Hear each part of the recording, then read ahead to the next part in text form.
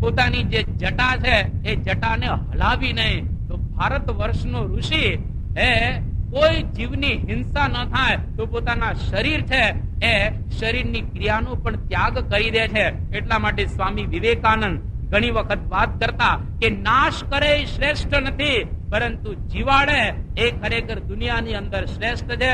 તો સ્વામી રામતીર્થ એનું પ્રસિદ્ધ વાક્ય છે કે meat eaters are the moving tombs, એટલે કે જે માંસ ખાનારા છે એ બધા હાલતી ચાલતી કબરો સમાન છે. જે બધા માંસાહારીઓ હાલતી ચાલતી કબરો સમાન રહેલા છે. મહાભારતના યુદ્ધની અંદર 47 લાખ ભલે મર્યા, પરંતુ કૃષ્ણ ભગવાને ટીટોડીના બચ્ચાને બચાવ્યા છે. ચાલુ યુદ્ધની અંદર જે ઘંટ હતો એ ઘંટ ટીટોડીના બચ્ચા ઉપર મૂકી દીધો. એના ઈંડા હતા નાના. મહાભારતના યુદ્ધમાં તો કચ્ચર ઘાણ નીકળી જાય. તો 18 દિવસના યુદ્ધની અંદર પેલો જે ભીમસેનના હાથીનો ઘંટ હતો એને ઉતારીને મૂકી દે છે. જબરજસ્ત એ આ ઘંટ હતો અને 18 દિવસ સુધી બચ્ચાનું પોષણ નીચે ભગવાન કરે છે. 18 દિવસને અંતે ઘંટ લઈ લેવામાં આવે છે. બચ્ચા એવા ને એવા અંદર હતા. તો ભગવાન આટલા જીવોની હિંસા એક બાજુ કરી રહ્યા છે, બીજી બાજુ ટીટોડીના બચ્ચાને પણ ભગવાન બચાવી રહ્યા છે. એનો મતલબ એવો થયો કે એના દ્વારા કહે છે કે હિંસા કોઈ દિવસ એ કોઈ જીવની ન કરવી જોઈએ, પણ આવા આતતાયી હોય એને મારવામાં કોઈ જાતનો વાંધો નથી. પ્રમુખ સ્વામી ઘણી વાર કહે છે કે માખી મારે ને એ માણસ મારે, એટલે માખી ન મારવી. તો માખી મારવાનો પ્રારંભ ન કરવો. આ બાપાનું પરમ સૂત્ર છે કે માખી મારે એ માણસ મારે, એટલે માખીને આપણે એ કોઈ દિવસ મારવી જોઈએ નહીં. આ પ્રમાણે ઘણા આપણને કહે છે કે શ્વાસોશ્વાસમાં આ બેક્ટેરિયા વગેરે જે મરી જાય છે એનું શું કહેશો તમે? તો આપણે જેમ જવાબ આપ્યો કે આપણું જીવન ટકી રહે એટલી હિંસા આપણાથી અનિવાર્યપણે થઈ જાય એનો કોઈ વાંધો નથી. શાકભાજી ખાવા પડશે, શ્વાસ લેવો પડશે, હાલતા ચાલતા રસ્તામાં નાના નાના મકોડા કીડી મરી જશે, પણ મકોડો રસ્તા ઉપર હોય અને એની ઉપર બૂટ નહીં મૂકવાનું. તમે મકોડો જોઈ જાઓ અને આ પ્રમાણે એ કીડી તમે તમારી આંખો દ્વારા જુઓ અને જાણીને પગ નહીં મૂકવાનું. બસ તમારાથી ભૂલથી મુકાઈ જાય એની કોઈ ચિંતા કરવાની જરૂર નથી. તો આટલી આ પ્રમાણે એમાં એ જાણપણાની વાતો આપણા શાસ્ત્રની અંદર એ કરવામાં આવેલી છે. આટલી વાતો શાસ્ત્રમાં કહેલી છે છતાં પણ આજે વિશ્વ ઉપર કેવું હિંસાનું તાંડવ થઈ રહેલું છે એના હું ખાલી તમને આંકડા આપું. અરે આપણે તો અરેરાટી થઈ જાય એ કેવા આ વિશ્વની અંદર મોટા મોટા આંકડાઓ આજે આ રીતે રહેલા છે. તમે જુઓ આજે વિશ્વમાં 1 મિનિટમાં, સાંભળજો બરાબર, આજે વિશ્વમાં 200 દેશો છે. 1 મિનિટમાં 3000 ટન માંસનું ઉત્પાદન થાય છે. 3000 ટન માંસ 1 મિનિટની અંદર વિશ્વમાં એ ઉત્પાદન થાય છે. ભારત વર્ષમાં જે વર્ષને આધ્યાત્મિક ક્ષેત્રે સર્વશ્રેષ્ઠ દેશ કહેવામાં આવે છે એ આ ભારતની પવિત્ર ભૂમિ. અહીંયા આગળ 23 અવતારો થયા અને સર્વોપરી સર્વ અવતારના અવતારી પૂર્ણ પુરુષોત્તમ ભગવાન સ્વામિનારાયણનો પ્રાદુર્ભાવ પણ આ ભારતની ધન્ય ધરા ઉપર થયેલો છે. એ ધરાની અંદર આજે આ ભારતમાં 3000 કતલખાના છે. 3000 કતલખાના ભારતની અંદર રહેલા છે. એમાં પવિત્ર સ્થાન દ્વારિકા ગણાય. જે દ્વારિકાના દરિયા ઉપરથી દર વર્ષે 800 કરોડ રૂપિયાના માછલા વેચાય છે. 800 કરોડના માછલા દ્વારિકાના દરિયા ઉપરથી વેચાય છે. એટલા માછલાઓની હિંસા ત્યાં થાય છે. પ્રમુખ સ્વામી મહારાજ ધ્રુજી ગયા. બાપા જયારે દ્વારિકા ગયા એના અધિકારીઓને મળ્યા અને કહ્યું કે આ હિંસા બંધ કરો. પવિત્ર દ્વારિકા જેવું સ્થાન જ્યાં કૃષ્ણ ભગવાને અહિંસાની વાતો કરેલી છે અને ત્યાંથી 800 કરોડના માછલા વેચાય છે, તો ક્યાંથી હિન્દુસ્તાનમાં લોકો આગળ વધી શકે?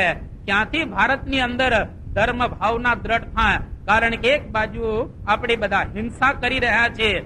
3000 કતલખાનામાંથી એક કતલખાનાની તમને વાત કરો જે ભારતમાં મોટામાં મોટું કતલખાનું છે. દેવનારનું કતલખાનું.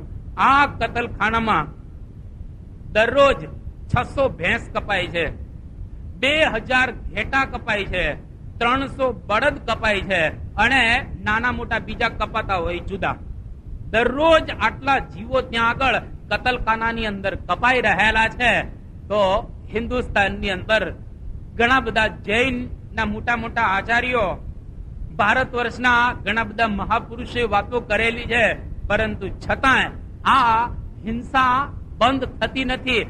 એને લઈ અને ભારત વિશ્વનું ગુરુ બની શકતું નથી.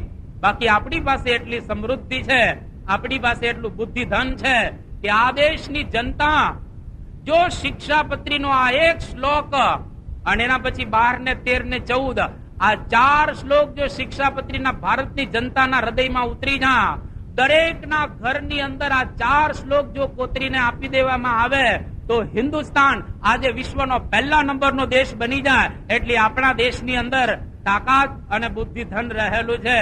પરંતુ આપણો દેશ આજે નાદાન થઈ ગયો છે. 1 લાખ કરોડનું દેવું આપણા હિન્દુસ્તાન ઉપર છે.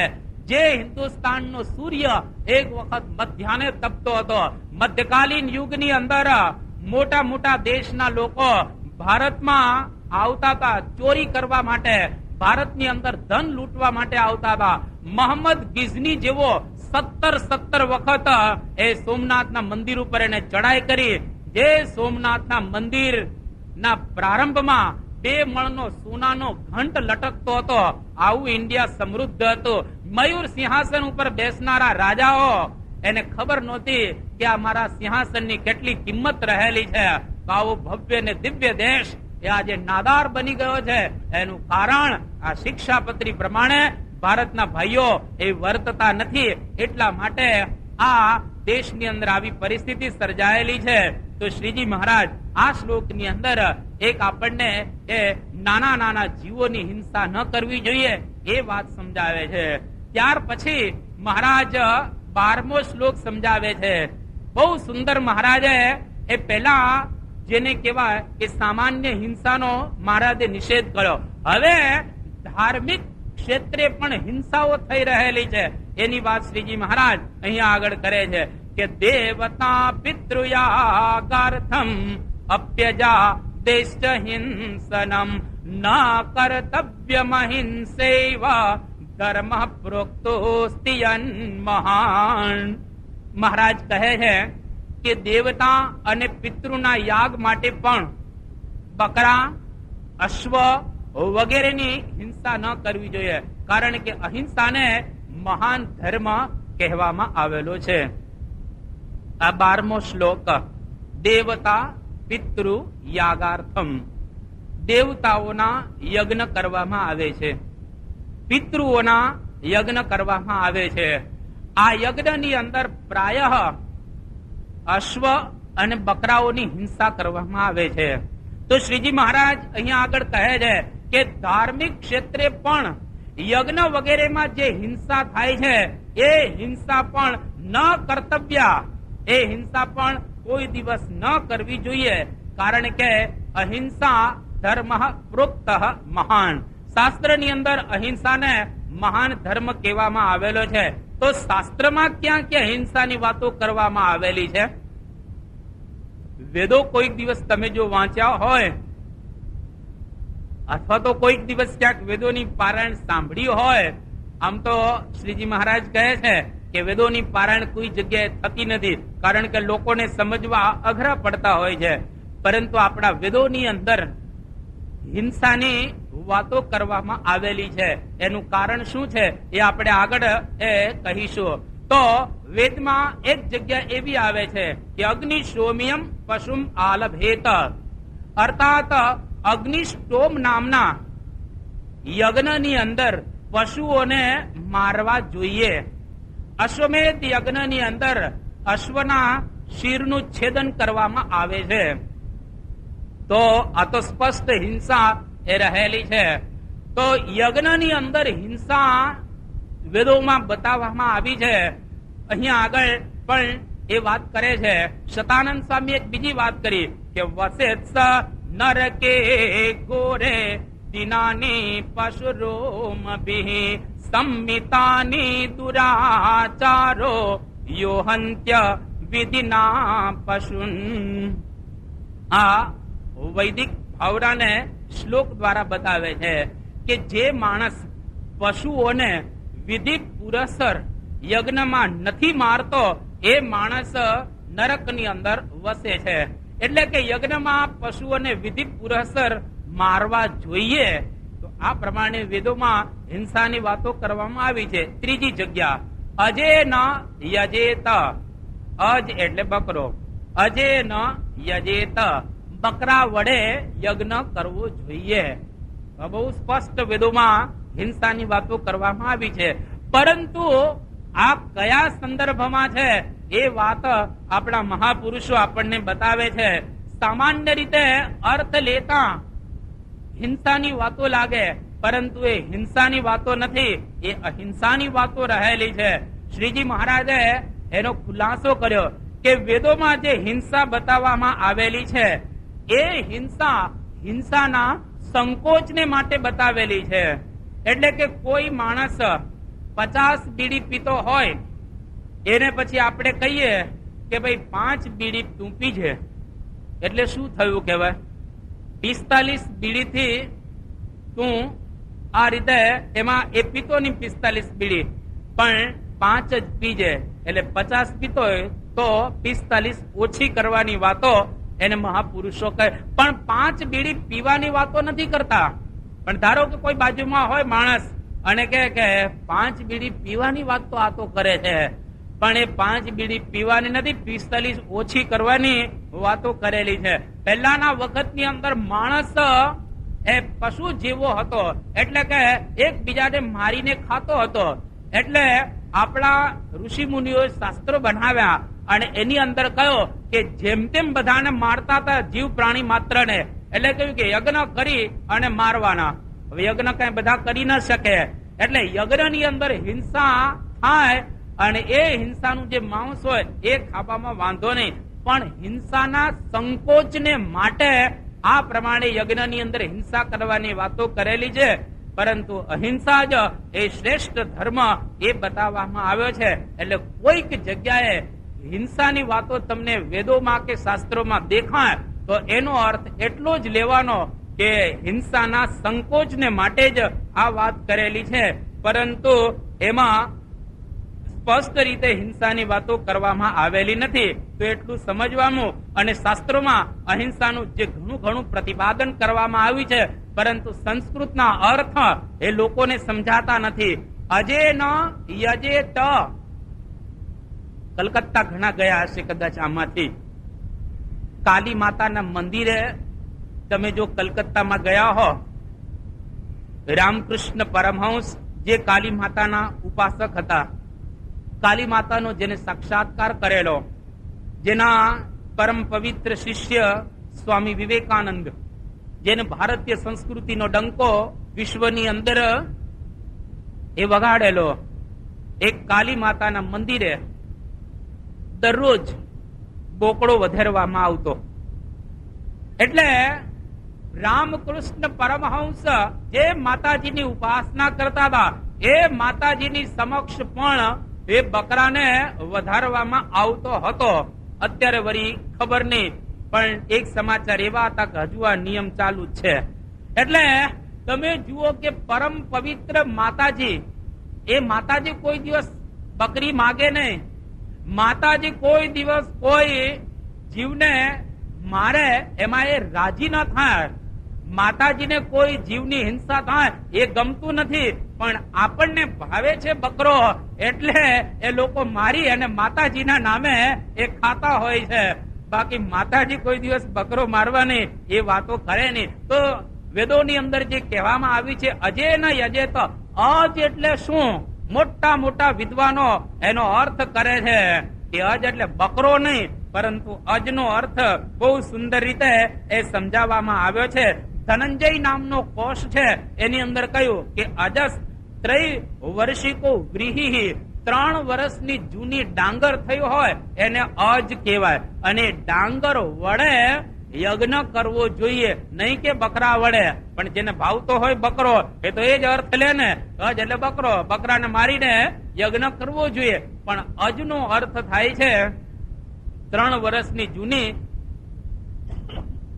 એ રીતે ડાંગર, તો એના દ્વારા જો યજ્ઞ કરવામાં આવે તો શ્રેષ્ઠ ફળ પ્રાપ્ત થાય. એટલે અજ સંજ્ઞાની બીજાની નો છાગમ હંતુમ અરહત. એટલે અજ સંજ્ઞા નામની એક જે ડાંગર રહેલી છે એ ડાંગર દ્વારા યજ્ઞ કરવો જોઈએ. આ પ્રમાણે મહાભારતની અંદર એ કહેવામાં આવ્યું છે. નારદજીએ નારદ પંચરાત્ર નામનું શાસ્ત્ર લખેલું છે. એમાં બહુ સુંદર નારદજી વાત કરે છે કે શ્રુતિર્વદતિ વિશ્વસ્ય જનની વહિતમ સદા કસ્યાપી દ્રોહ જનકમ ન વક્તિ પ્રભુ તત્પરા ન તત્શાસ્ત્રમ યત શાસ્ત્રમ વક્તિ હિંસા મનર્થદામ. કે શ્રુતિ વદતિ વિશ્વસ્ય જનની ઈવ, એટલે કે આપણા જે વેદો છે એ વેદો માતા તુલ્ય રહેલા છે. માતા કોઈ દિવસ પોતાના બાળકને મારે નહીં, પિતાનું નક્કી નહીં. માતા પોતાના બાળકને મારતી હોતી નથી. જનનીને બહુ હેત હોય. એટલે દુનિયામાં કહેવાય છે કે માથી મીઠો શબ્દ આ વિશ્વમાં બીજો કોઈ નથી. માં એક અક્ષર છે, પણ આ એક અક્ષર એટલો મીઠો છે, દરેક છોકરાને માં ગમશે. બાપની વાત કરો, કારણ કે એ બાપના ખોળાની અંદર કોઈ કોઈ તો મારી પણ દેતા હોય છે, પણ બાપ એને ગમતો નથી, એને માં વધારે ગમે. એટલે અહીંયા આગળ કહે કે શ્રુતિ તો માતા તુલ્ય છે, એ કોઈ દિવસ હિંસાની વાત આ રીતે કરે જ નહીં. તો વાસુદેવ મહાત્માની અંદર પણ કહેવામાં આવ્યું કે શ્રાદ્ધમાં માંસ આપવું કે ખાવું નહીં. અન્ન તથા દૂધ અને ઘી વગેરે દ્વારા આ પિતૃઓ છે એ તૃપ્ત થાય છે. એટલા માટે એમાં પણ ના પાડે છે. શ્રાદ્ધમાં પણ એ માંસ આપવાની ના પાડે છે. એક ઉપરીચર નામના, એ ઉપરીચર વસુ નામના રાજા હતા, અને સ્વર્ગની અંદર સદેહે ગયા. દેવો એનું સ્વાગત કર્યું, અને સ્વર્ગલોકની અંદર એક ચર્ચા થઈ. ત્યાં બધા ઋષિઓ પણ ઉપસ્થિત હતા. મૃત્યુલોકના દેવોની વચ્ચે અને ઋષિઓની વચ્ચે એક ચર્ચા થઈ. એમાં એવી ચર્ચા એ કરવામાં આવી કે વેદમાં હિંસાનું પ્રતિપાદન કરવામાં આવ્યું છે, એવી વાત ઋષિઓએ કરી. અને આ બાજુ દેવોએ એવી વાત કરી કે વેદમાં હિંસાની વાત કરી છે, અહિંસાની વાત નથી કરી. ઋષિઓએ અહિંસાની વાત કરે, દેવો બધા હિંસાની વાત કરે. હવે બે વચ્ચે બહુ ચર્ચા સારી રીતે ઉગ્ર બની ગઈ. અને ઉપરીચર નામના રાજા એને કહ્યું કે તમે મધ્યસ્થી બનો, શું સાચું છે એ બતાવો, કે વેદમાં હિંસાની વાત છે કે અહિંસાની વાત છે. હવે ઉપરીચર વસુ રાજા જે હતા એમને વિચાર થયો કે કોના પક્ષે ભળવું. પણ દેવોનો પક્ષ જરા સબળ હતો, એટલે એને મનમાં જે હતું એનાથી ઊંધું બોલ્યા. અને ઉપરીચર નામના રાજા એને કપટ દ્વારા મધ્યસ્થી તરીકે હિંસાની વાત કરી, અને એના દ્વારા એ ખોટું બોલ્યા કે વેદોની અંદર હિંસાની વાતો બરાબર કરવામાં આવેલી છે, એટલે હિંસા કરવામાં કોઈ વાંધો નથી. એ જ વખતે રાજા સ્વર્ગલોકમાંથી ધડાક કરતા પડ્યા, અને છેક પાતાળની અંદર એ રાજા જતા રહ્યા, અને વર્ષો સુધી ત્યાં આગળ પાતાળમાં રહે છે. એના દ્વારા ઋષિઓએ કહ્યું કે જો ખોટી રીતે હિંસાનું પ્રતિપાદન કર્યું તો એના દ્વારા ભગવાને સહન ન કર્યો, અને પાતાળની અંદર એ જતા રહ્યા. એટલા માટે હિંસા એ ધર્મ બરાબર નથી, પરંતુ અહિંસા ધર્મ એ શ્રેષ્ઠ રહેલો છે. મહાભારતના અનુશાસન પર્વની અંદર એવી વાત કરવામાં આવી છે કે 100 વર્ષ સુધી, સાંભળજો આ મહાભારતનો આ ગલિતાર્થ ભાવાર્થ, કે 100 વર્ષ સુધી મહિને મહિને અશ્વમેધ યજ્ઞ કરનારને જે પુણ્ય મળે તે માંસ અને મદિરાનો ત્યાગ કરનારને મળે છે. 100 વર્ષ સુધી એક મહિને તમે અશ્વમેધ યજ્ઞ કરો, અને જે પુણ્ય તમને પ્રાપ્ત થાય એ પુણ્ય માંસ અને મદિરા કેતા આ રીતે દારૂનો ત્યાગ કરો એમાં તમને મળતું હોય છે. એટલે નારદજીએ પ્રાચીન બરહી રાજાને ભાગવતની અંદર કહ્યો કે પ્રાચીન બરહી રાજા તે મૃત્યુલોક ઉપર જે જીવોને મારેલા છે એ બધા પશુઓ તારી રાહ જોવે છે ઉપર, કે જેવો આવે રાજા એટલે આપણે એને સિંગડા દ્વારા મારવો છે. તો જે જીવોની આપણે હિંસા કરેલી હોય એ જીવો પણ આપણને મારતા હોય છે. એટલે કોઈ દિવસ એ કોઈ જીવની હિંસા ન કરવી જોઈએ. યજ્ઞના બાને પણ મહાભારતના મોક્ષ પર્વમાં જાજલી ઋષિ અને તુલાધારના સંવાદમાં, ત્યાર પછી ધર્મ અને ઉચ્ચ વૃત્તિના સંવાદમાં, ત્યાર પછી દ્યુમત્સેન અને સત્યવ્રતના સંવાદમાં અને વિશ્વજીત ઇન્દ્રના યજ્ઞમાં આવેલા ઋષિઓના સંવાદમાં અહિંસાનું પ્રતિપાદન કરવામાં આવ્યું છે. આટલી જગ્યાએ અહિંસાની વાતો આપણા શાસ્ત્રોની અંદર કરવામાં આવી છે. એટલા માટે વાસુદેવ મહાત્મ્યમાં કહ્યું કે અહિંસા પરમો ધર્મ. આ સૂત્ર આપણા ઘરે કોતરવા જેવું છે કે અહિંસા એ શ્રેષ્ઠ ધર્મ રહેલો છે. એટલે નાનપણથી છોકરાને શીખવાડજો કે અહિંસા ધર્મ રાખવો જોઈએ.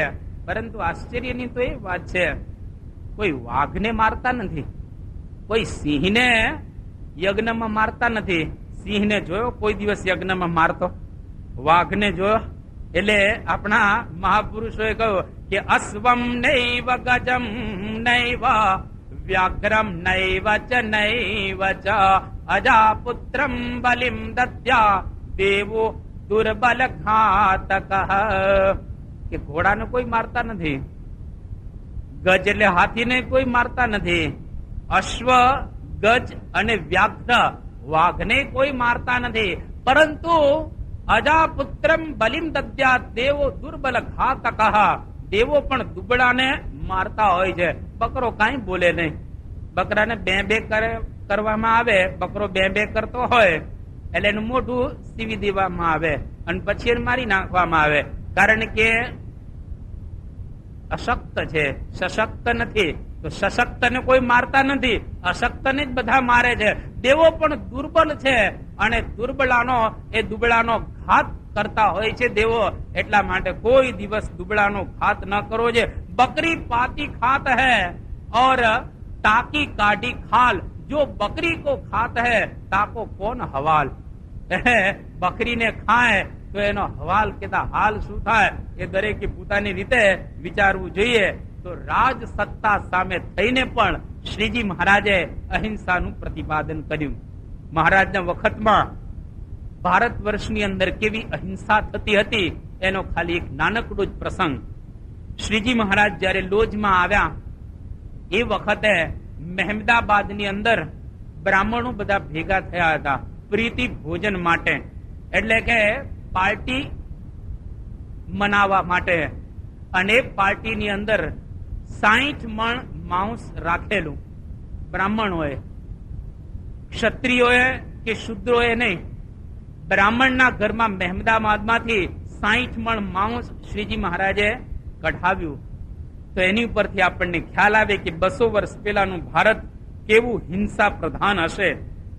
એ જમાનામાં અહિંસાની વાતો કરવી કેટલી મુશ્કેલ પડે અને મહારાજને કેટલું સહન કરવું પડ્યું છે કે ભુજના દિવાન જે જગજીવન દાસ, એ જગજીવન એ હિંસામાં યજ્ઞ કરતો હતો અને શ્રીજી મહારાજે એની સામે આલેખ જગાવી અહિંસામય યજ્ઞની. અને મહારાજને પકડી લેવાના ઘણા પ્રયત્ન થયા, પરંતુ શ્રીજી મહારાજ આ રીતે પકડાણા નહીં. અને જગજીવને આરબની બેરખ મહારાજને માટે તૈયાર કરેલી પકડવા માટે, પરંતુ છતાંય શ્રીજી મહારાજે અહિંસાની વાતો એ છડે ચોક કરી અને કોઈ જગ્યાએ મહારાજ ગભરાયા નથી અને મહારાજે વાત કરવામાં કે સંકોચ કર્યો નથી. અમદાવાદનો સૂબો જેણે શ્રીજી મહારાજને તેલની ધગધગતી કડાઈમાં નાખી દેવાનો વિચાર કરેલો, પરંતુ એને પણ શ્રીજી મહારાજ અહિંસાની વાતો કરે છે. તો આવા કષ્ટ, આવા વિરોધના વાદળોની વચ્ચે પણ શ્રીજી મહારાજ કોઈ દિવસ પાછા પડ્યા નથી. એક વખત કંથારિયા ગામમાં એ યજ્ઞનો જે વધ કરવા માટે, યજ્ઞની અંદર બકરાનો વધ કરવા માટે બકરા વગેરે લાવેલા. મહારાજે કહ્યું કે આ યજ્ઞ બંધ કરો. મહારાજે યજ્ઞ બંધ કરાવ્યો. અને આજે પ્રમુખ સ્વામી મહારાજ જ્યાં જ્યાં જાય છે ત્યાં હિંસાની વાતો કરે. જ્યારે ગાંધીનગરમાં પ્રમુખ સ્વામી મહારાજ જાય એ વખતે ગાંધીનગરના રાજ્યકર્તાઓને ભેગા કરીને બાપા એક સંદેશો આપે છે કે ગાંધીનગર ગાંધીજીનું નગર છે અને એ નગરની અંદર તમે કોઈ માંસની દુકાન એ જે હોય એને ન ચલાવી લો. માંસની દુકાન ગાંધીનગરમાં ન હોવી જોઈએ. વર્ષોથી બાપા કહેતા આવ્યા છે, પરંતુ આજ સુધી હજી રાજ્યકર્તાઓએ ગાંધીનગરમાંથી માંસની દુકાનોને તિલાંજલિ આપી નથી. અને એક બાજુ ગુજરાતના સુધારાની વાતો કરી રહેલા છે. ગુજરાત કેવી રીતે સુધરે, ગુજરાતની અંદર કેવી રીતે શાંતિ થાય. ગુજરાતની અંદર સમૃદ્ધિ તો છે, પણ હૃદયમાં શાંતિ ત્યારે થશે જ્યારે માંસની દુકાનો બંધ થશે. તો તરત પ્રશ્ન આવશે કે લોકો ખાશે શું? તો કેલ્ક્યુલેશન તમે કાઢશો તો તમને ખબર પડશે. એક ગાયને ખવડાવવા માટે જેટલી જગ્યામાં કે એક બળદને કે એક બકરાને ખવડાવવા માટે જેટલી જગ્યામાં ઘાસ વાવવામાં આવે છે, એની અડધાથી ને ઓછી જગ્યામાં એક માણસનું પોષણ સારી રીતે થઈ શકે છે જો શાકાહાર એમાં ઉગાડવામાં આવે તો. એટલે ભારતની જમીન તો એટલી બધી છે કે જ્યાંથી આપણે ઘઉં કે બાજરી કે ચોખા કે જુવાર એનું ઉત્પાદન કરી અને દુનિયાના દેશોને પૂરું પાડી શકીએ એટલું બધું અહીંયા આગળથી ઉત્પાદન થઈ શકે છે. પણ સ્વાદ વૃત્તિને લઈ અને આજે બધા હિંસા કરી રહેલા છે. અને અહીંયા આગળ આ શ્લોકમાં શ્રીજી મહારાજ કહે છે કે અજાદેશ્ચ એટલે કે અજા એટલે બકરી અને એનાથી બીજા આગળના પણ આ રીતે સમજી લેવાના. તો આ બે શ્લોકની અંદર શ્રીજી મહારાજ હવે જરા જરા આગળ વધતા જાય છે. પેલા સામાન્ય હિંસાની વાત કરી, પછી મહારાજે કહ્યું કે વૈદિક જે યજ્ઞમાં હિંસા થાય એ હિંસા નહીં કરવાની. અને હવે ત્રીજો શ્લોક મહારાજ કહે છે આ દુનિયાની અંદર જો કોઈ વસ્તુ અતિ અગત્યની હોય તો માણસથી કોઈ બીજી વસ્તુ અગત્યની નથી.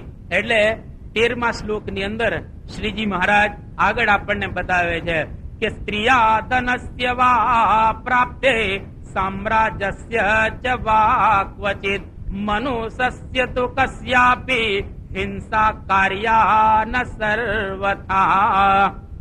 મહારાજ આગળ 13મા શ્લોકમાં કહે છે કે સ્ત્રીની માટે, ધન માટે અને સામ્રાજ્યની પ્રાપ્તિ માટે કોઈ પણ મનુષ્યની કસ્યાપી પ્રાણીનો હિંસા, કોઈ પણ મનુષ્યની હિંસા એ ન કરવી જોઈએ. અને માણસની જે હિંસા થાય છે એ આ ત્રણને લઈને થાય છે. એક તો સ્ત્રીની પ્રાપ્તિ માટે, એક ધનની પ્રાપ્તિ માટે અને એક સામ્રાજ્યની પ્રાપ્તિ માટે. આ ત્રણને મેળવવા માટે માણસોની હિંસા એ લોકો કરતા હોય છે. એટલા માટે કહ્યું કે અહીંયા આગળ નૃત્વમ નરક ભોગાંતે નૃહંતુર ન પુનર્ભવેત, કે માણસને કોઈ જો મારે તો એ માણસ પુનઃ આ રીતે એને માણસનો અવતાર કોઈ દિવસ પ્રાપ્ત થતો નથી. અને એને 84 ની અંદર વારે વારે ફરવું પડતું હોય છે. આવી વાતો એ સ્મૃતિ ગ્રંથોની અંદર કરવામાં આવેલી છે. એટલે મહારાજ જરા ચડતા જાય છે અને પછી છેલ્લે પોતાની હિંસાથી મહારાજ ત્યાં બંધ કરશે આ ચેપ્ટર. 4 શ્લોકમાં આખું એક ચેપ્ટર શ્રીજી મહારાજ આપણને સમજાવે. શિક્ષાપત્રી બહુ સુંદર રીતે મહારાજે લખેલી છે. એટલી ક્રમમાં મહારાજે આ શિક્ષાપત્રી લખી છે કે અદભુત ક્રમ સાચવ્યો છે. કેટલો સુંદર, વિદ્યાર્થીને ભણવામાં કોઈ તકલીફ ન પડે. એટલે જ યુનિવર્સિટીના કોર્સમાં ભણાવવામાં આવે છે શિક્ષાપત્રી કે નાના નાના જીવને ન મારવા. બરાબર છે. પછી થોડા આગળ વધ્યા કે બકરા વગેરે ન મારવા અને યજ્ઞમાં હિંસા ન કરી. એનાથી થોડા આગળ વધીને હવે કહે છે કે માણસને ન મારવા, કોઈ માણસને ન મારવા. અને માણસ મરે છે એનું કારણ 3 જ છે. જર જમીનને જોરું, આ 3 કજિયાના છોરું.